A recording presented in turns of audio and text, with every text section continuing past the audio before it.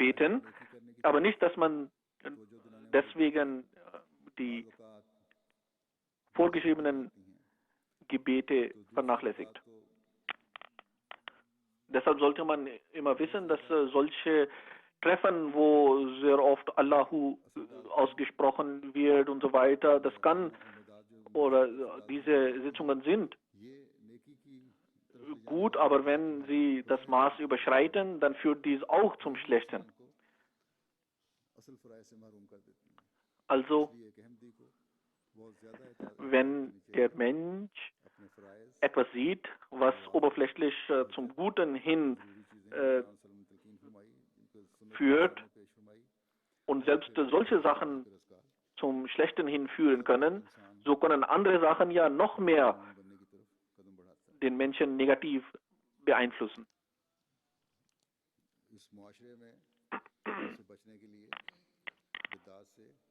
Und wie gesagt, diese oberflächlich zum Guten hinführenden Neuerungen können zum Schlechten führen und deshalb sollten die Ahmadis hierbei sehr vorsichtig sein und insbesondere auf ihre Gebete, das Tahajjud-Gebet und die Nawafil achten.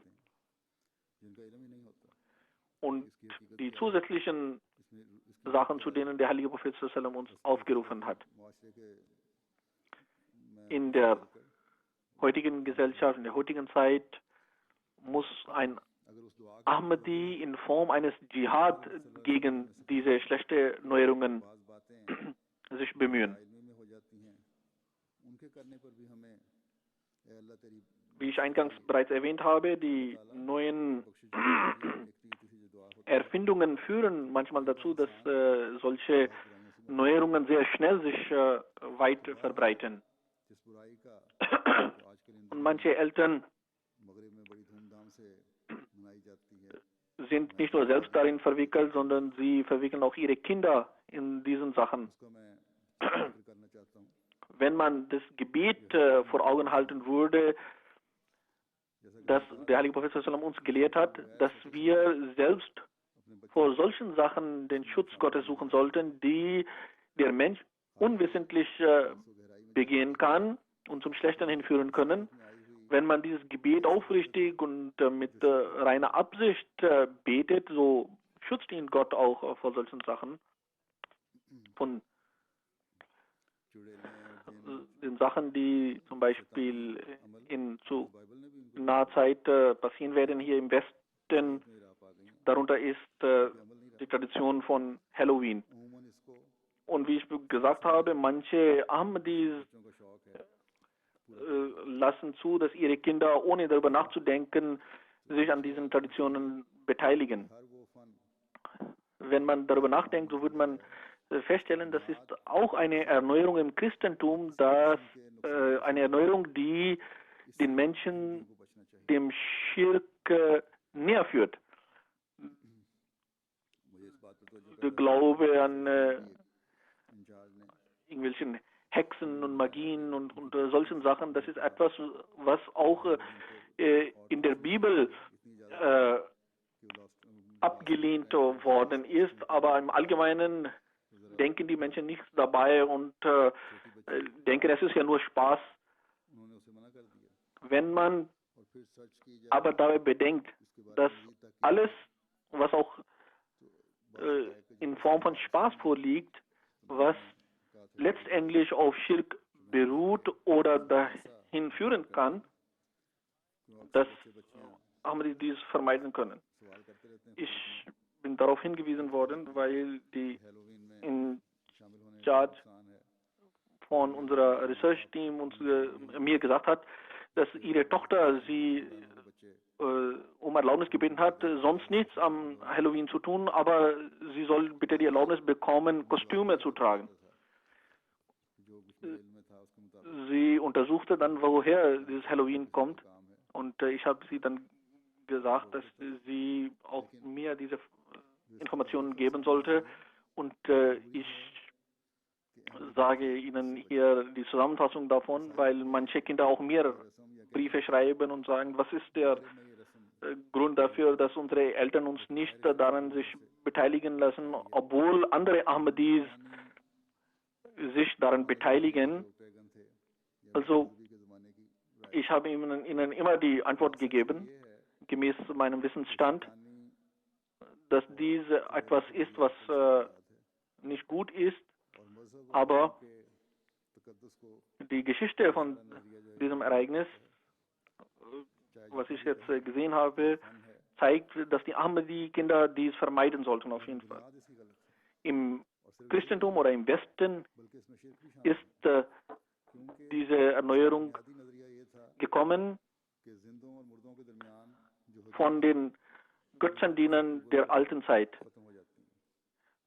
Summa summarum kann man darüber sagen,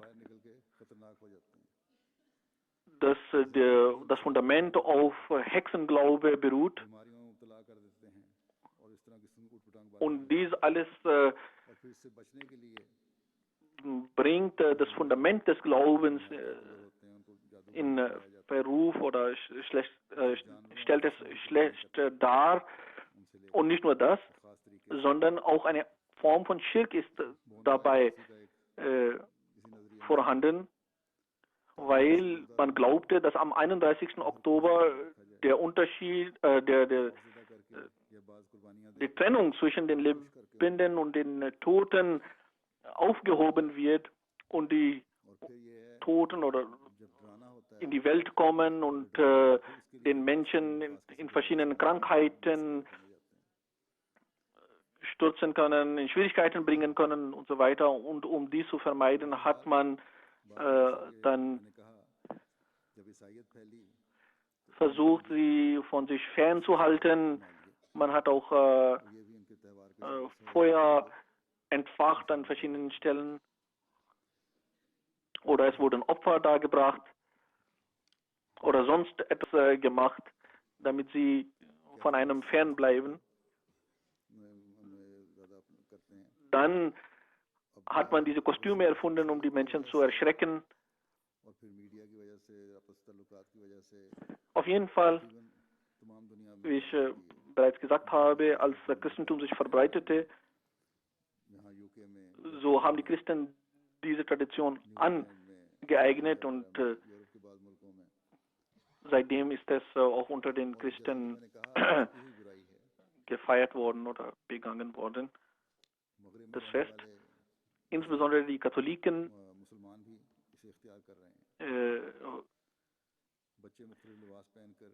sind hierin verwickelt.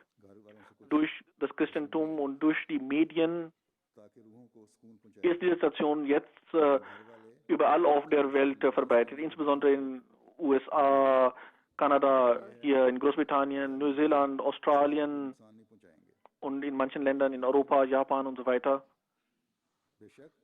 Und dies ist eine, wie gesagt, versteckte Schlechtigkeit. Und auch die Muslime, die im Westen leben, sind hierin verwickelt. Die Kinder ziehen Kostüme an und gehen auf der Straße und bitten um Sachen. Und der Gedanke dabei ist, wenn man den Kindern da etwas gibt, so werden die Toten den Bewohnern des Hauses nichts antun. Obwohl man sagen kann, das ist nur Spaß und man denkt nichts dabei, aber der Hintergrund ist nicht richtig. Und es ziemt einem Ahmadi-Kind sowieso nicht an, dass er sein Gesicht entstellt und Kostüme anzieht. Auch wenn die Kinder sagen, sie wollen nur Schokolade holen. Aber die Ahmadi-Kinder haben eine bestimmte Stellung und eine Ehre, die sie hochhalten sollen. Und das sind auch Sachen, die den Menschen, den Kindern langsam von der Religion entfernen lassen. Wenn diese Tradition sich fest etablieren, so fängt man auch an zu glauben an Hexen und mythische Wesen und so weiter und fängt an zu denken, dass aus Spaß an diese Sachen zu erinnern nicht schlecht ist. Aber unsere Kinder sollten dies vermeiden. Bis vor kurzem war es so, dass in den Dörfern, wenn die Kinder zu den Leuten kamen, so haben die Menschen den Kindern etwas gegeben, damit die Untoten oder die Seelen von den Toten ihnen nichts antun. Auf jeden Fall fragen die Kinder danach und deshalb wollte ich dies darstellen, dass diese Sachen den Menschen dem Schirk näher bringen. Dann fangen auch die Kinder an, mit den Eltern, mit den Nachbarn, mit anderen Menschen schlecht umzugehen. Es ist sogar so, dass aufgrund all dieser Traditionen die Kinder in bestimmte Sachen oft verwickelt sind und hier im Westen ist das gar so, dass den Kindern Schutz gewährt wird im Namen des Spaßes und ihnen erlaubt wird, sich an solchen Sachen zu beteiligen, aber es gibt jetzt auch Stimmen dagegen und jene, die gegen Halloween sind, die sagen, dass die Kinder dazu ermuntert werden, andere Menschen zu erschrecken und dies führt dazu, dass erstens aufgrund der Filme die Kinder so falsch erzogen werden und wenn auch im Namen des Spaßes sowas angeboten wird und die Menschen erschreckt werden, so fangen die Kinder an, auch in dieser Hinsicht in der falschen Richtung zu bewegen.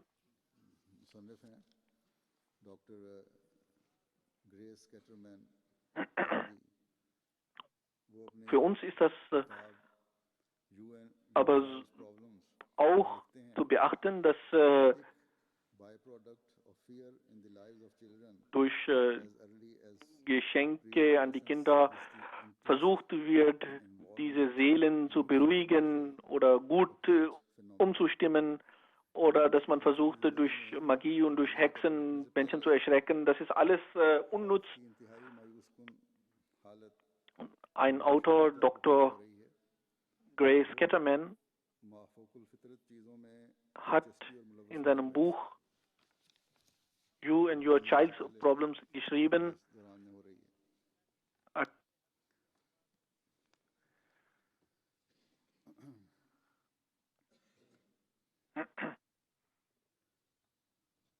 dass eines der Ursachen von Angst in den Kindern in ihrer Kindheit ist, dass sie an solche Sachen glauben oder solche Erfahrungen durchmachen.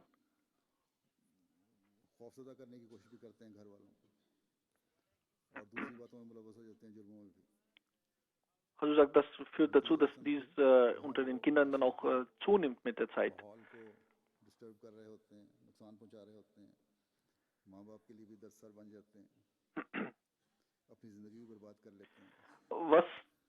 Wozu Halloween geführt hat, darunter ist nicht nur dies, dass man Kostüme anzieht und zu den Häusern geht, einzelnen Häusern, sondern es ist so, dass manche größere Kinder, ältere Kinder, versuchen, die Familienmitglieder zu erschrecken und sich dabei auch in illegale Sachen sich verwickeln.